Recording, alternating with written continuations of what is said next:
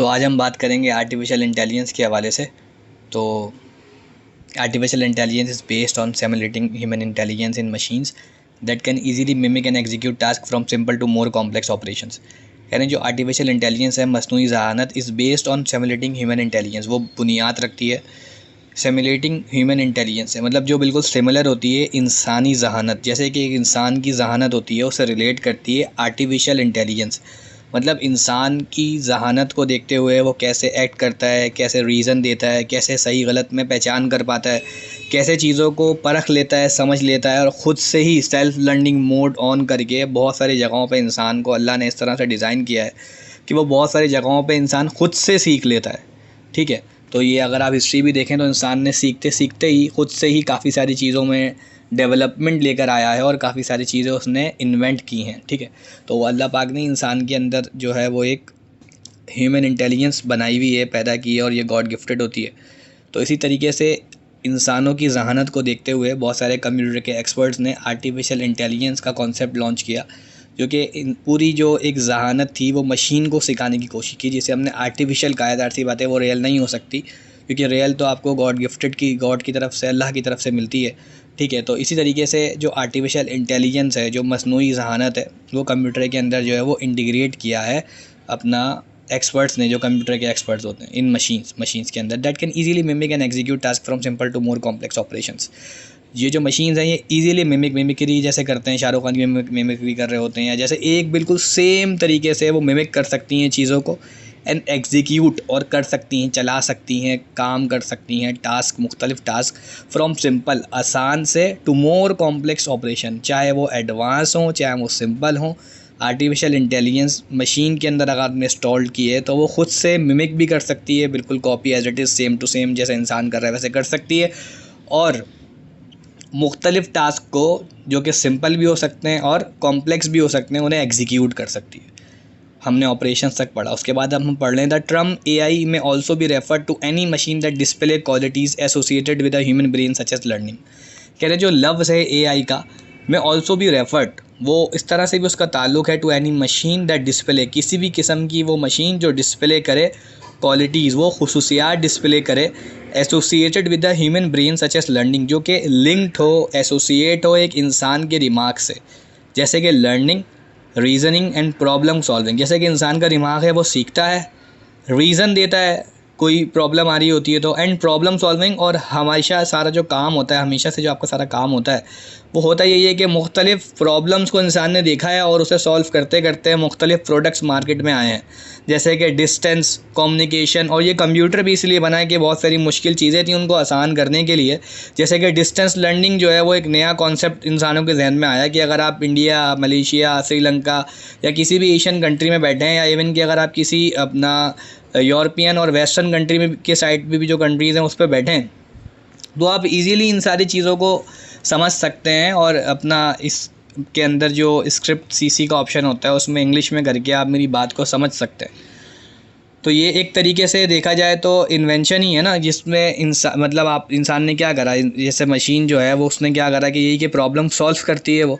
ठीक है, तो इंसान ने भी देखा कि मुख्तलिफ उसने प्रॉब्लम सॉल्विंग करी। मतलब प्रॉब्लम सॉल्विंग की मैं मिसाल आपको देने के लिए थोड़ा सा डीप चला गया था, वापस से आता हूँ।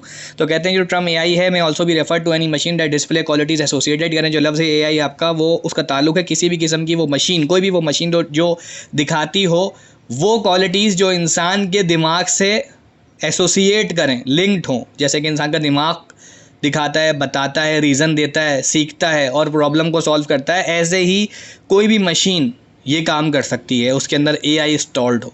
तो AI is also use for machine learning. AI जो है वो इस्तेमाल की जाती है मशीन लर्निंग के लिए, मशीन को सिखाने के लिए, क्योंकि मशीन खुद से भी सीखे तो इसलिए एआई उसके अंदर जो है वो इंटीग्रेट कर दिया जाता है मुख्तलिफ कोडिंग, मुख्तलिफ प्रोग्राम, मुख्तलिफ सॉफ्टवेयर्स के through.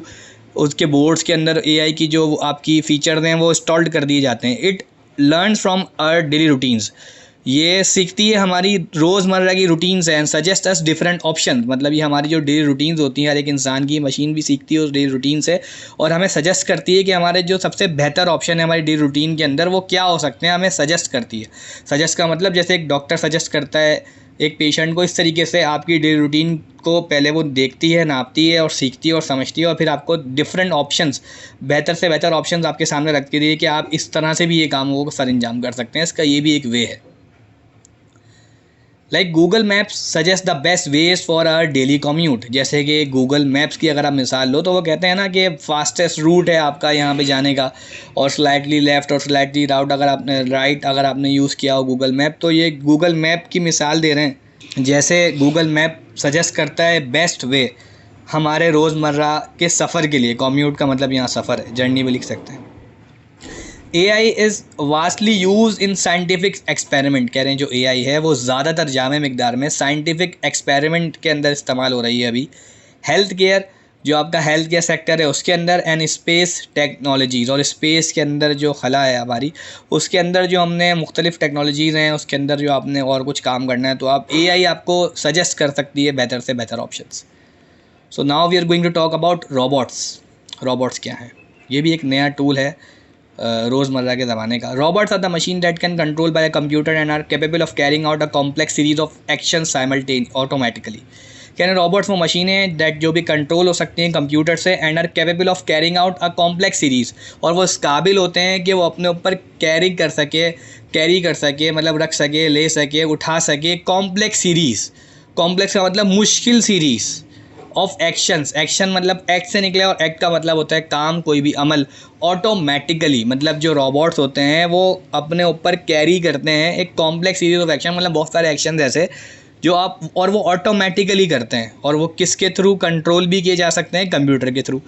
Robots can be control by an external control device और थ्रो प्रोग्रामिंग। रोबोट्स को कंट्रोल किया जा सकता है एक्सटर्नल कंट्रोल डिवाइस से, मतलब रोबोट्स के अंदर लगी हुई है कोई चिप वगैरह, उसके अंदर आपके पास एक डिवाइस है, रोबोट्स को आपने बाहर छोड़ दिए, जैसे ड्रोन वगैरह या ऑटोमेटिकली इस तरह के आपके जो हैं उसमें ड्राइवरलेस कार्स हैं और ड्राइवरलेस एरोप्लेन वगैरह हैं और हेलीकॉप्टर आ रहे हैं, जिसको आप एक्सटर्नल कंट्रोल डिवाइस है, वो भी एक तरीके की काइंड हो सकती है रोबोट की। तो एक्सटर्नल डिवाइस से आप उसे कंट्रोल कर सकते हो प्रोग्रामिंग के थ्रू। आप उस डिवाइस को भी, जो एक्सटर्नल कंट्रोल डिवाइस है उसको भी प्रोग्राम कर दो, और प्रोग्रामिंग उसको कनेक्ट करके एक्सटर्नल को और जो आपका रोबोट है उसके अंदर दोनों में प्रोग्रामिंग सेम अच्छे से करके कोड करके आप दोनों को आपस में एक साथ कंट्रोल कर सकते हो अपनी डिवाइस से रोबोट को अपने। Robotics deal with designing, creating and programming of the robot. Robotics जो है वो डील करती है रोबोट को डिज़ाइन कैसे करना है, क्रिएटिंग बनाना कैसे है, एंड प्रोग्रामिंग सबसे मोस्ट मुश्किल काम ये है कि प्रोग्राम कैसे करना है कि भाई वो जो उसको कहा जाए वो ही करे। And enhancing it by taking sensory feedback and processing information, और उसे इन्हेंस करे बाय टेकिंग सेंसरी मतलब जिसका सेंस हो, sensible feedback, and process information, और मालूमात को वो क्या करे, प्रोसेस करे। Robots are commonly use in manufacturing. Robots जो हैं वो ज़्यादातर इस्तेमाल होते हैं मैन्युफैक्चरिंग के अंदर। जैसे एक चीज़ें बनानी है, कोई काम करना है, तो अमेज़ॉन के वेयर हाउस के अंदर अगर देखा हो तो जब ऑर्डर आता है तो उसके अंदर मुख्तलिफ जगहों पर रोबोट्स भी काम करते हैं।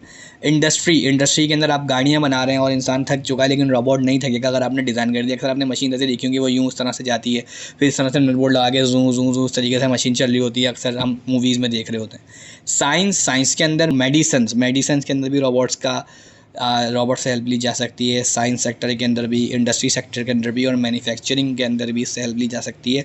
एंड एजुकेशन, इन फ्यूचर ये कहा जाता है कि रोबोट्स जो हैं वो स्टूडेंट्स को टीच करेंगे, पढ़ाएंगे, या मशीन्स जो हैं वो लगी हुई होंगी और वो ऑटोमेटिकली स्टूडेंट्स को लेक्चर दे रही होंगी। अब बात करते हैं वायरलेस कम्युनिकेशन की। Wireless communication has become an integral part of our life. Wireless communication technology transmit information using electromagnetic waves like IR, infrared, RF, radio frequency, satellite, etc. Global positioning system (GPS) is now used to find real-time location of people and objects. अब ये wireless communication has become an integral part. Wireless communication जो है वो एक मुश्किल और अहम और बड़ा पार्ट बनता जा रहा है हमारी लाइफ का। वायरलेस कम्युनिकेशन टेक्नोलॉजी ट्रांसमिट्स, हमारी जो वायरलेस कम्युनिकेशन टेक्नोलॉजी है वो ट्रांसमिट करती है, ट्रांसफ़र करती है इन्फॉर्मेशन को using electromagnetic waves. Electromagnetic waves को यूज़ करते हुए वो मालूमात को ट्रांसफ़र करती है, लाइक IR, इंफ्रारेड। ठीक है, तो इंफ्रारेड एक रेडिएशन था, मतलब एक तरीके से वेव थी जो, और स्टार्टिंग के मोबाइल फ़ोन में भी इस्तेमाल होती थी। IR, RF, रेडियो फ्रीक्वेंसी, जो रेडियो के एंटीना होते हैं उसके थ्रू वो कैच कर रहे होते हैं। सैटेलाइट जो है अक्सर जो हम नेटवर्किंग के ज़रिए भी चेक कर रहे होते हैं, और हमारी जो ये कंपनी, हमारी जो सिम्स होती हैं उसके अंदर भी सैटेलाइट के थ्रू नेट चल रहा होता है क्योंकि उसमें हमने कोई तार नहीं लगाया हुआ होता, etcetera. Global positioning system GPS, जो कि आजकल बहुत यूज़ होता है, जिसे हम ग्लोबल पोजीशनिंग सिस्टम कहते हैं, is now use to find real time location. GPS जो है ना वो इस्तेमाल होता है फाइंड करने के लिए real time location.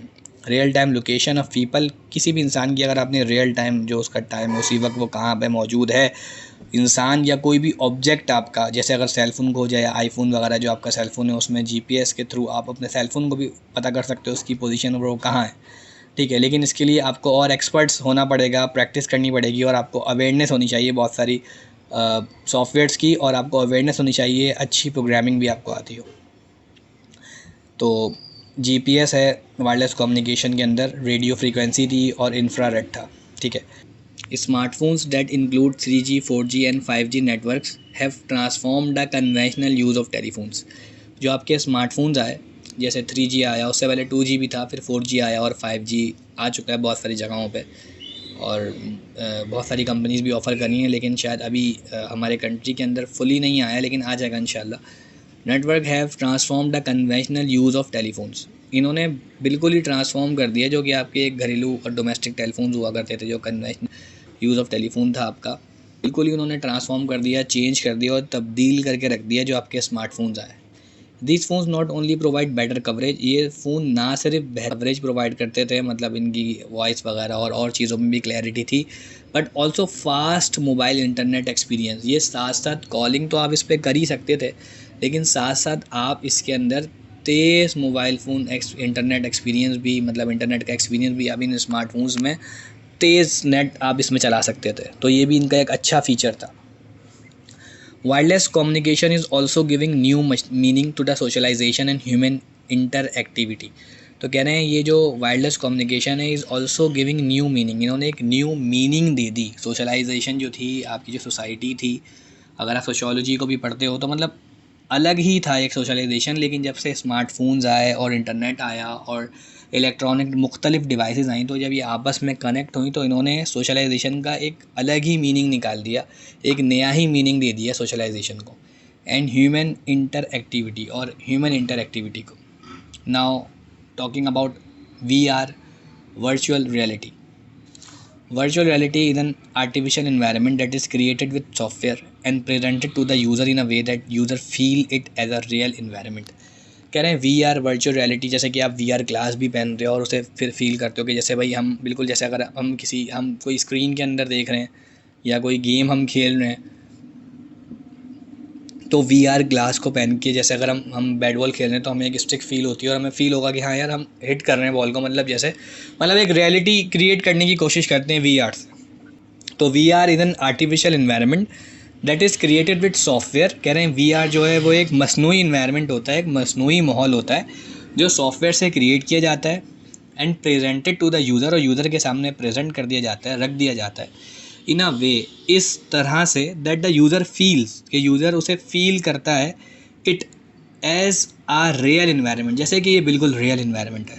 Virtual reality can be use for the simulation of a real environment for training and education. कह रहे हैं वर्चुअल रियलिटी जो है वो इस्तेमाल की जाती है, वो बिल्कुल उसी तरह से उसकी सिमुलेशन लेकर आए हैं, उसकी जो इंटीग्रेशन लेकर आए हैं रियल इन्वायरमेंट के अंदर फॉर ट्रेनिंग एंड एजुकेशन। जैसे कि ट्रेनिंग एंड एजुकेशन है, बच्चों को ट्रेनिंग देनी है, एजुकेशन देनी है, किसी भी तरीके की किसी भी अपना एक ग्रुप ऑफ पीपल को आपने ट्रेन करना है या बच्चों को एजुकेट करना है, ठीक है, या किसी हायर स्कूलिंग आपने करनी है या कोई भी किसी भी किस्म की क्लासेस आपने लेनी है, तो VR के थ्रू आप पूरे शो होंगे क्लास में। फॉर एग्जांपल अगर आप अमेरिका में बैठे हैं लेकिन हमें दुबई में पढ़ाना है क्लास के अंदर, तो दुबई के अंदर आपका VR जो रियलिटी है, जो वर्चुअल रियलिटी है, वो आप मतलब एक पूरा इंसान आपके जैसा जो कि आर्टिफिशियल होगा वो क्रिएट कर देगी, और आप वहाँ पर बच्चे ऐसा फील कर पाएंगे कि आप रियल में शायद उनके सामने मौजूद हैं और उनको पढ़ा रहे हैं। तो एक अच्छा ऑप्शन है ये, आपस में चीज़ें आसान हो जाएंगी। It is also use for development of an imagined environment for a game और इंटरेक्टिव स्टोरी। कह रहे हैं ये इस तरह भी यूज़ हो सकता है किसी चीज़ डेवलपमेंट की, कोई एक चीज़ डेवलपमेंट के लिए, किस चीज़ की डेवलपमेंट के लिए, जो कि इमेजिन्ड इन्वायरमेंट होता है, मतलब जिसे आप सिर्फ सोचते हो, इमेजिन करते हो। फॉर अ गेम, एक गेम के लिए उन्होंने एक इन्वायरमेंट क्रिएट कर सकते हो VR के थ्रू, और इंटरेक्टिव स्टोरीज़, और जो इंटरेक्टिव स्टोरीज़ होती हैं जिससे आप इंटरेक्ट करते हो ऑडियंस से, तो उसके अंदर भी आप VR का इस्तेमाल कर सकते हो उसको और अच्छा बनाने के लिए, उसको और इंटरेस्टिंग बनाने के लिए।